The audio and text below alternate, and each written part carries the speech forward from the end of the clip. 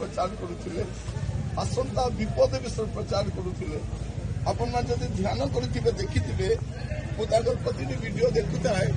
प्रति मीटिंग देखुता है गोटे विषय कहते आगामी समय विपद आसूची मृत्यु आसूची हठात मृत्यु आसपे मुझे पढ़ाई चाहे दिशाए तार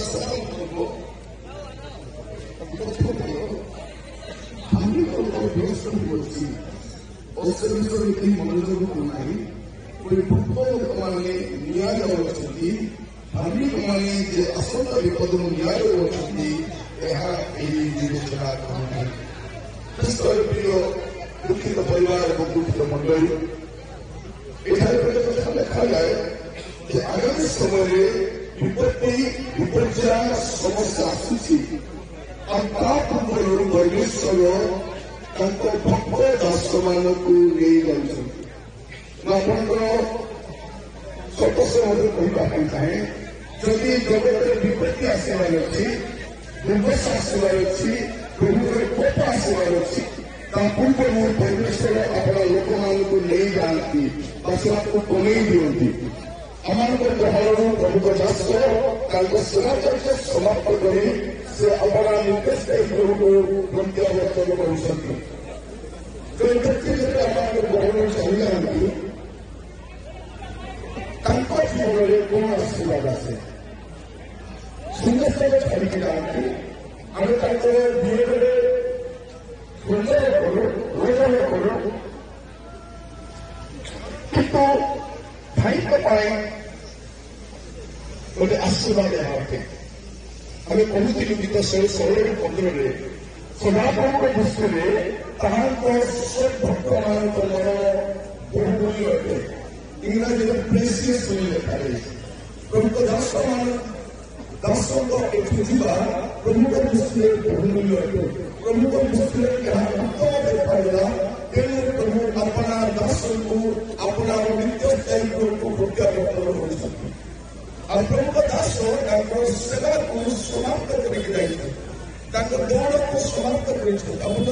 बसिक समीक्षा करेंगे जापारे से सेवा कार्य को समाप्त कर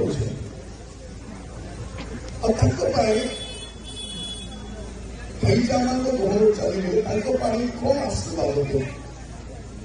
आम दिने जावा आमपाई भी गात खोला हम आमपाई भी बस बना हम आमपाई भी लोक कांदे आमपाई भी एक प्रकार प्रोसेसन आसे कि ख्रीष्ट विश्वासी या कौन मत नाम कहना प्रथम विषय रोमियो 8:22-23 अनुसार आम प्रिय भ्राता ईश्वर मंगल से कष्ट मुक्ति पाई व्यक्ति जगत परीक्षा कर ख्रीष्ट विश्वासी प्रथम आशीर्वाद अटे से कष्ट मुक्ति पाई से जो कष्ट गति करुले प्रभु से कष्ट सबुदिन मुक्त कर प्रभुक नाम जयगारू से आ कष्ट पाइबे ना शरीर से आंत्रणा भोग करेंगे ना यह गोटे आशीर्वाद अटे आपण आम भी मरी जाऊ प्रभु रही आम प्रतिशत आम करते आमर शरीर आ कष्ट पाइब ना द्वितीय विषय प्रकाश वाक्य 14 अनुसार से अपना परिश्रम मुक्त होती देह असुस्थ थे दिन राति से अक्लांत परिश्रम कर गत दिन मान शुणुलु विभिन्न सभा समिति में देह असुस्थ होते सत्वे से सेवा कार्य कर चलते आज से परिश्रम से मुक्त होती तृतीय विषय प्रथम गाड़ी कर 16 और 17 पद अनुसार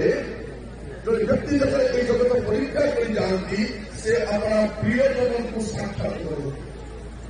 आज से स्वर्गीय उद्यान में दुख समय भूमि जब समाधिस्थ होगा हमें शिखी और वियोग समस्त बहुत कष्टदायक थी किंतु अल्प दिन मध्य भाई बाहुरी थे यहाँ